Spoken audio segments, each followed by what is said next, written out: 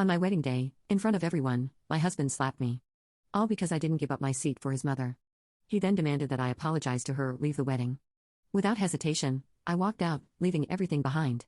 Now, he's frantically calling me, begging for forgiveness. It was supposed to be the happiest day of my life, the day I had dreamed about for years, my wedding day in Chicago. It was meant to be a celebration of love and joy, surrounded by family and friends.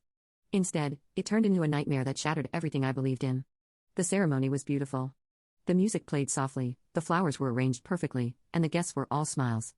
I looked around the room, feeling a rush of excitement and anticipation. Peter and I had been planning this day for months, and I couldn't wait to begin our life together. But as the evening progressed, things took a turn for the worse. It started when Peter's mother, Mrs. Johnson, approached me with a stern look on her face. She was in her late 50s, with an air of authority that often overshadowed everyone around her. "Scarlett," she said, her voice tripping with disdain. "I need to speak with you." I followed her to a quieter corner of the venue, hoping it was just a minor concern, but Mrs. Johnson's face was flushed with anger. "You've been incredibly disrespectful today," she declared, her eyes narrowing. "You've embarrassed me in front of all these people." I was taken aback. I had been nothing but polite and respectful. "What are you talking about?" I asked, trying to keep my voice calm. She didn't give me a chance to explain. "Don't act innocent," she snapped. "You think you can come into this family and behave however you like? You're a disgrace." Peter, who had been mingling with the guests, came over at that moment. He looked from his mother to me, his expression unreadable. "What's going on here?" he asked, though his tone suggested he already knew. "Scarlett has been disrespectful," Mrs. Johnson said, her voice rising. "She's ruined the day for everyone." Before I could defend myself, Peter's face twisted with anger. "Is this true?" he demanded, his gaze piercing. "Have you been causing trouble?" "No," I said, feeling the sting of his accusation. "I haven't done anything wrong. I was just trying to enjoy our wedding." But Peter's eyes hardened. "You've made a fool of yourself and my mother," he said, his voice loud enough for nearby guests to hear. "This is unacceptable." The word stung, but nothing prepared me for what happened next. In a shocking move, Peter raised his hand and slapped me across the face. The sound of the slap echoed through the room, and I felt a wave of humiliation wash over me. My face burned, not just from the physical pain, but from the sheer embarrassment of being hit in front of everyone. The room fell silent. Guests exchanged uneasy glances, but no one intervened. Peter's mother watched with a satisfied smirk, as if she had won some victory. "You're a fat woman who's dishonored my mother," Peter shouted, his voice filled with venom. "I can't believe I married someone like you." I stood there stunned, tears welling up in my eyes. The crowd was a blur of shocked faces. I wanted to run, to hide from the world, but instead I found myself standing frozen, unable to comprehend what had just happened. Peter's behavior wasn't just shocking, it was a devastating blow. In front of all those people, I felt my dignity slip away. As the guests slowly resumed their conversations, I felt the weight of their judgment on me. The laughter and music seemed to mock my misery. When I finally managed to compose myself, I knew I couldn't stay there any longer. I excused myself from the reception and found a quiet place in the back of the venue, away from prying eyes. The tears flowed freely now as I tried to process the events of the evening. I'd always imagined this day as a fairy tale, a dream come true. Instead, it had turned into a cruel reminder of the harsh reality I was facing. My marriage, which I had hoped would bring me happiness and security, had revealed itself as a sham. Peter's and his mother's behavior was more than just a fleeting moment of anger. It was a glimpse into a toxic and abusive dynamic I had not fully understood before. The humiliation of the evening was a harsh wake-up call. I knew I couldn't allow this to be the end of my story. As I looked at my reflection in the dim light, I made a silent vow to myself. I would not remain a victim of their cruelty. I would seek justice and expose the truth, no matter how difficult the journey ahead might be. The wedding, once a symbol of new beginnings, had become a turning point in my life. The pain and betrayal I felt were profound, but they also ignited a fire within me. I knew that the road to reclaiming my life and seeking justice would be long and arduous, but I was determined to face it head-on. This was just the beginning of my fight. In the weeks following the disastrous wedding, I felt like I was living in a fog. The pain of Peter's public humiliation was still fresh. But what stung even more was the realization that my marriage had been a facade. Despite the turmoil, I knew I couldn't let Peter and Mrs. Johnson's cruelty define my life. I needed to take control and find a way to fight back. The first step in my plan was to gather evidence. I knew that exposing Peter and his mother would require more than just my word. I needed proof of the emotional and financial abuse I had endured. That's when I decided to hire Detective Robert Hayes, a private investigator known for his discretion and effectiveness. I reached out to him and after a brief consultation, he agreed to take on my case. Detective Hayes was in his mid-40s, with a calm demeanor and a sharp mind. He listened intently as I recounted the events of the wedding and described the pattern of abuse I had experienced. "I understand how difficult this must be for you," he said, "but if you're willing to work with me, we can get to the bottom of this." I nodded, feeling a glimmer of hope. "I'll do whatever it takes," I said. "I just want the truth to come out." With Detective Hayes on board, I started recording my conversations with Peter and Mrs. Johnson. It was uncomfortable and stressful, but I knew it was necessary. I hid a small recorder in my purse, making sure to capture every conversation I had with them. It wasn't long before I realized how manipulative and abusive they truly were.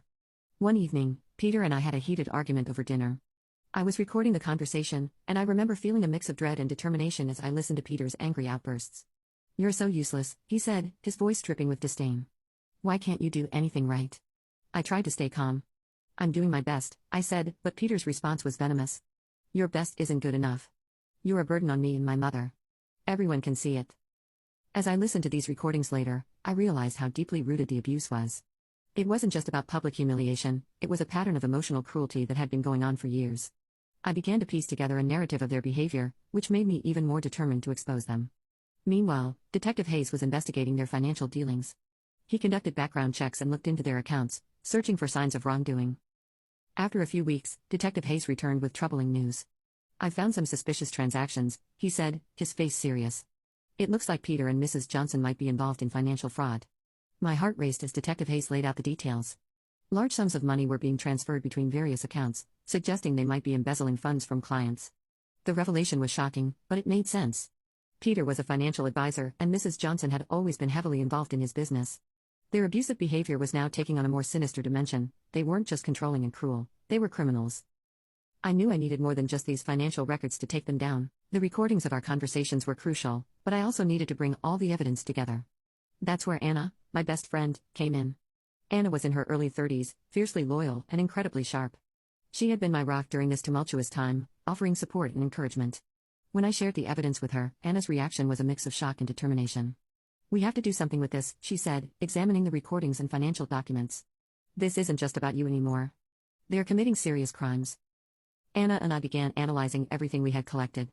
We went through the recordings, highlighting instances of emotional abuse, and cross-referenced them with the financial documents.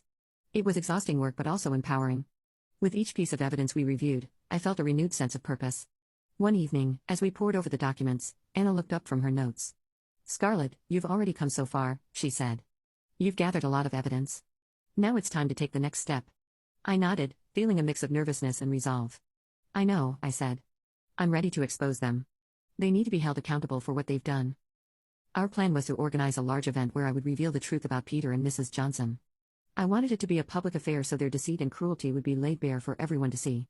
The idea was both daunting and exhilarating. It was the final step in my journey, from victim to someone who would fight for justice. As we prepared for the event, I could feel the weight of the upcoming revelation bearing down on me. Despite the fear, I was driven by a deep sense of justice and a desire to reclaim my life. With Detective Hayes' help, Anna's unwavering support, and the evidence we had gathered, I felt ready to face whatever came next. The day of the event arrived, and the tension was palpable. I had planned it meticulously, ensuring every detail was in place. The venue was a grand hall, elegantly decorated, with an air of sophistication that belied the truth I was about to reveal. I had invited family, friends, and media representatives, hoping to ensure the truth would be seen and heard by as many people as possible. As the guests filled the hall, I felt a mix of anxiety and resolve. The room buzzed with excitement and curiosity, but I couldn't shake the nerves fluttering in my stomach. Peter and Mrs. Johnson were among the attendees, standing by my side with confident smiles. They had no idea what was about to unfold. The event started with speeches and toasts, creating a festive atmosphere. I played the part of the gracious hostess, all the while feeling like an actor in my own drama. I took deep breaths, trying to calm myself as the moment approached. When it was time for my announcement, I stepped up to the podium. The crowd grew silent, and all eyes were on me. Peter and Mrs. Johnson exchanged glances, their smiles still intact but tinged with curiosity. "Thank you all for coming today," I began, my voice steady but filled with emotion. "This event was organized to celebrate a new beginning, but it has become something much more significant." The guests looked intrigued as I continued. "What I'm about to share has been hidden for too long. It's about the truth behind the facade that Peter and his mother have maintained." I saw Peter's smile falter as I spoke, his eyes narrowing in suspicion. Mrs. Johnson's expression remained neutral, but I sensed the tension in her posture. I took a deep breath and pressed a button on a remote control. The large screen behind me flickered to life, displaying a series of audio recordings and financial documents. The first recording began to play, a conversation between Peter and me during one of our arguments. Peter's angry outbursts echoed through the room, his harsh words cutting like a knife. The guests listened in stunned silence as the recording revealed the emotional abuse I had endured. Shock and sympathy washed over their faces as Peter's cruel words filled the air. Next, the screen switched to the financial documents Detective Hayes had uncovered. Large sums of money had been transferred between various accounts, highlighting the fraudulent activities Peter and Mrs. Johnson were involved in. The figures were staggering, and the evidence was irrefutable. As the recordings and documents were presented, Peter's demeanor changed. His face grew pale, and his eyes darted around the room, realizing the gravity of the situation. Mrs. Johnson's face flushed with anger and embarrassment as she helplessly watched the truth be laid bare. Empowered, I continued. These recordings and documents are evidence of the abuse and fraud that Peter and his mother have perpetrated. They had manipulated and controlled not just me, but many others. It was time for the truth to be known. The media representatives in the room were busy taking notes and capturing every moment. The atmosphere shifted from one of celebration to one of revelation and outrage. The guests murmured among themselves, their shock evident. Peter finally spoke, his voice trembling with a mix of anger and fear. "This is ridiculous," he said. "These are just lies and distortions. You're trying to ruin us." But his protestations were drowned out by the overwhelming evidence. The guests, now fully aware of the situation, began to react with outrage. Many expressed their disapproval and concern, while others offered support and sympathy. The room buzzed with conversation, and I felt a sense of vindication. As the event drew to a close, Peter and Mrs. Johnson tried to leave, but their attempts to escape the fallout were thwarted by the media and the crowd. Their once confident facade had crumbled, and they were left to face the consequences of their actions. I watched as the reality of the situation sank in for them. The respectability they had built was shattered, and the truth was out for everyone to see. For me, it was a moment of triumph and a significant step toward reclaiming my life. The event had been a success in exposing Peter and Mrs. Johnson, but it was also a personal victory. I had taken control of my narrative and fought back against the injustice I had faced. As I looked around at the stunned faces and the whirlwind of activity, I felt a mix of relief and determination. The days following the event were a whirlwind of activity and emotion. The truth about Peter and Mrs. Johnson had been exposed, and the fallout was immense. The media coverage was relentless, and the public reaction was a mix of outrage and support. For me, I had become a symbol of resilience and justice. But the real work was just beginning. In the weeks that followed, the media frenzy intensified. Peter and Mrs. Johnson were scrutinized from every angle, their lives laid bare for the world to see. The financial fraud charges were taken seriously, and investigations began to unravel their illicit dealings. The once confident duo was now facing a legal battle that threatened to strip them of their wealth and reputations. I knew that while the media was focused on them, my own journey was far from over. I had to navigate the legal system to ensure that the justice I sought was served. My lawyer, a skilled professional who had been with me throughout this process, prepared a solid case based on the evidence we had gathered. We compiled the recordings, financial documents, and testimonies to build a strong case against Peter and Mrs. Johnson. The courtroom was a daunting place, but I faced it with steely resolve. As the trial began, I took the stand to testify about the abuse and fraud. The process was emotionally draining, but I was determined to see it through. Each day in court reminded me of the pain and humiliation I had endured, but it also reminded me of my strength and courage. Peter and Mrs. Johnson tried to defend themselves, but their arguments were weak compared to the overwhelming evidence against them. Their attempts to discredit me and dismiss the recordings failed.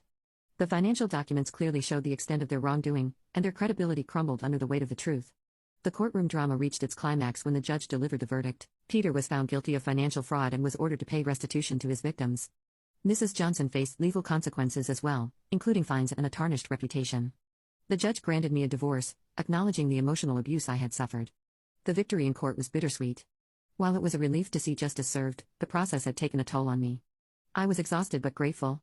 I had fought a long and difficult battle and had emerged victorious. The emotional scars would take time to heal, but I felt a profound sense of closure and achievement. With the legal battle behind me, I decided it was time to start a new chapter in my life. I moved to a peaceful home outside of Austin, Texas, far away from the chaos and memories of my old life. The new environment offered me a sense of tranquility and a fresh beginning. As I sat on my porch watching the sunset over the rolling hills, I reflected on my journey. The road had been arduous, filled with pain and challenges, but it had also been a journey of empowerment and resilience. I had reclaimed my life and stood up for what was right. The support of my best friend, Anna, and the help of Detective Hayes had been invaluable, and I was deeply grateful for their unwavering support. The journey from victim to victor had been transformative. I had faced the darkest moments of my life and emerged stronger and more determined. The truth about Peter and Mrs. Johnson's abuse and criminal behavior had been exposed, and I had taken control of my narrative.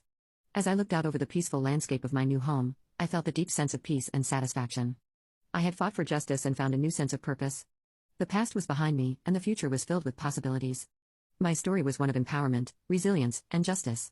It was a reminder that even in the face of the greatest adversity, one could find the strength to fight back and reclaim their life. I had faced my demons, exposed the truth, and emerged victorious. The journey had been long and difficult, but it had ultimately led me to a place of peace and fulfillment. And so, with the past behind me, and a bright future ahead, I embraced the new chapter of my life with hope and determination. I had taken control of my destiny and proved that even in the darkest of times, one could rise above and find the strength to shine.